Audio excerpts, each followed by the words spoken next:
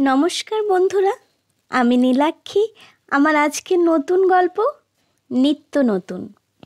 গোপাল প্রতিদিন রাজসভায় হেঁটেই যান। তার বাড়ি থেকে রাজপ্রাসাদ এমন কিছু দূর নয়।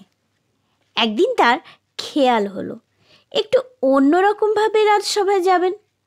তিনি এক ঝাঁকা মুটেকে ডাকলেন, ডেকে বললেন, তুমি তো ঝাঁকা করে রোজ মাল নিয়ে যাও, আজ আমাকে নিয়ে চলো। তুমি তোমার হিসাব মতোই পয়সা পাবে। মুটে আর আপত্তি করল না। সে গোপালকে তার ঝাঁকায় বসিয়ে রাজবাড়ির দিকে নিয়ে চলল। রাস্তায় মুটের মাথায় ঝাঁকায় বসা গোপালকে যেই দেখে সেই হাসে। গোপাল এইসব গ্রাহ্য করল না। একসময় মুটে তাকে নিয়ে হাজির হলো রাজপ্রাসাদের সদর দরজার কাছে।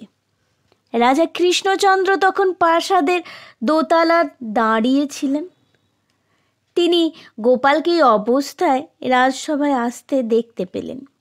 প্রাসাদ চত্বরে প্রবেশ করতেই রাজা গোপালকে রহস্য করে বললেন, গোপাল, কি ব্যাপার? মুটের ঝাঁকায় বসে তোমায় আজ আসতে হলো যে? কেউ কি লাঠি মেরে তোমার পা ভেঙে দিয়েছে? গোপাল বললেন, পা ভাঙেনি, মোচকায়নি। প্রতিদিন হেঁটে আসি, আজ নতুনভাবে এলাম। একঘেয়েমি আর কার ভালো লাগে? যেমন মাঝে মাঝে পোশাক পাল্টাতে হয়, খাবার পাল্টাতে হয়, তেমনি আসা যাওয়ার ধরনও পাল্টাতে হয়।